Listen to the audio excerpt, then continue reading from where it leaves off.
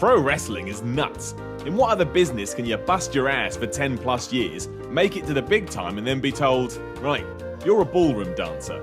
That is a crushing blow right there. You dreamed your whole life of being a no-nonsense, hard-nosed machine, and instead, you're tangoing around a ring. It gets even weirder too when you start to take into account the bizarre places some wrestlers are billed from.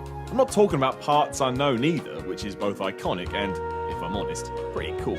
I'm talking about the ideas that should have been scrapped and left on the cutting room floor, and yet somehow still make it through. I'm Simon from What Culture. This is 10 wrestlers who are out of this world. Number 10.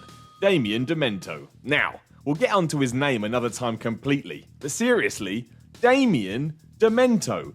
Whoever thought of it, let alone get... Oh, never mind. The weirdest thing, however, was that Demento was announced from the outer reaches of your mind. Right, so does that mean he's not real? Did I make him up?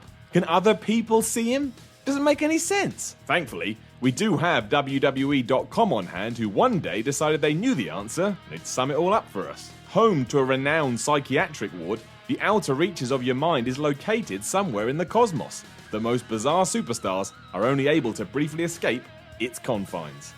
What the f***? Number 9. Sid Vicious. I love Sid Vicious, aka Sid Justice, aka Sid Udy. He was like a crazed lunatic who somehow got into pro wrestling, and his promos to this day make me so damned happy. He delivers them like someone who's desperate for the toilet. What takes that joy and increases it tenfold was that at some points during his career, including when he had a brief run with the Four Horsemen, he came from anywhere he darn well pleases. Now you can interpret that twofold. Either one, he's so tough and threatening no one is going to mess with him even if he lies about where he's from, or two, he moves house a lot. The latter would have made Sid a joke. And I mean, he was kind of a joke anyway, you know, with the whole "we're live, pal" stuff. But still, it was different. Gotta give him that. And much like Sid himself, it was a bit off the wall. So I guess it worked. Number 8. TEKNO Team 2000. TEKNO Team 2000 were from the future. Like, they were literally built from the future. Weighing in at a combined weight of 480 pounds from the future. Hang on, wait, what? How? That wasn't explained. I'm just supposed to take that as fact, am I? WWE's way of buying into this absurd obsession with the year 2000 despite it being 1995. Troy and Travis would come to the ring dressed as if they were extras in Buck Rogers and be forced to try and get over a gimmick that was always going to fail. They gave it what they could for the time they were on TV, but then they vanished in a few months. I can only assume they went back to whence they came. The future. Number 7. The Zodiac. Ed Leslie, who you will know better as Brutus the Barber Beefcake, is probably the leader for the highest amount of worst characters ever. We already know his shtick about loving to cut hair, but then there was the Zodiac. With his black and white face paint and matching ring gear, the Zodiac and his band of brothers known as the Dungeon of Doom started to feud against Hulk Hogan. If you don't know why, it's because Ed Leslie and the Hulkster were good friends.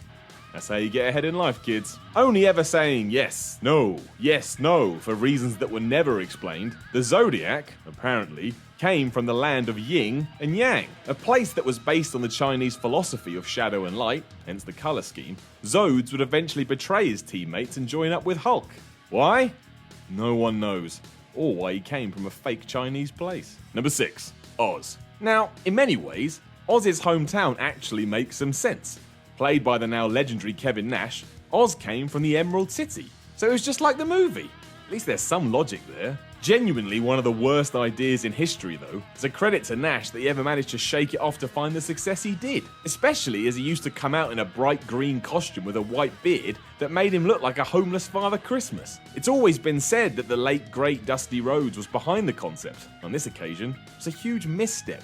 Oz was an expensive WCW mistake that cost everyone involved a lot of money. Number 5. The Boogeyman.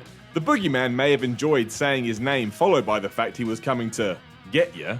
Right, okay. But he was also from the bottomless pit. Now, straight away, I have a few questions. For starters, why are you living in a pit? There's literally no need to live in a pit. Secondly, if it's bottomless, how the hell do you get out of there to begin with? Or in it? And where does WWE send your checks to? Or do they just throw them in a hole? I get that these quirky characters can't be from San Jose, California, because that's too real. You want to make them feel unique. But a bottomless pit?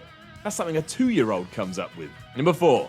Hornswoggle. It's hard to hate Hornswoggle. He was genuinely a fan favourite to kids around the world. And sometimes it's very easy to forget that, by and large, that's who WWE is aiming for. That's why we're all here now.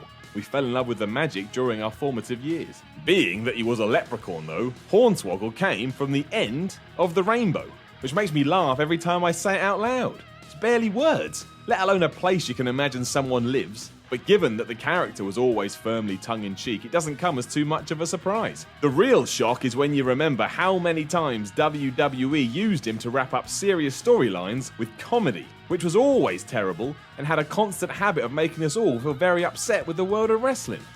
Cheers. Number 3. Brodus Clay. Do you remember how much anticipation there was for the debut of Brodus Clay? Built up for weeks. There were times when he would get pulled literally moments before he was meant to come to the ring. Bad from his standpoint, sure, but from an audience angle, we were all desperate to see him. The tension was paramount. And then, we got the Funkasaurus. Sounding like someone Barney the dinosaur would hang out with, Brodus would wiggle his behind down the aisleway as Lillian Garcia announced him as being from Planet Funk. While we were never told specifics, I can only imagine that Clay was so obsessed with dancing and funky music that he'd actually founded, started, and colonised a planet that lived up to his personal belief system. Of funk. It was a far cry from the monster heel we were all expecting. In hindsight, it's probably the wrong move too. Number 2. Max Moon. Max Moon was from outer space. Outer space! Think of the travel costs. But I guess because Max Moon was indeed called Max Moon, WWE thought there was no other thing to do than say he was an alien, dressed like an utter buffoon with weird white rings around his waist and a mask that looked like I tried to make it. Vince McMahon thought so much of the gimmick, he even put multiple people under the hood. Paul Diamond did it for a while, and then Conan followed suit, but ultimately, the whole thing died a horrible death. We'd all have been better off if it had never existed in the first place. Back to space with you, Moon. We don't need you down here. Number 1. Stardust. Given that we now know how much Cody Rhodes didn't enjoy playing Stardust, it's a shame to go over old ground. I actually thought he did a damn good job with it, but being the smart man he is, I'm sure the son of Dusty Rhodes knew superstardom was never going to come when you build from the 5th dimension. Another scenario where WWE apparently plucked a pro wrestler from above the clouds. Stardust would act like a comic book character from the 50s and do weird thrust movements as he came to the ring. Long putting the gimmick behind him, Rhodes has now become a smash on the indie scene, and his stock is rising with each and every match. So he wins. Good for you, Cody. So that was our video. Thank you for watching. Please do feel free to click on anything happening around my head or something terrible might happen to this dog. Is that you too sweeting me, bro? Ugh. Disgusting. That's really bad.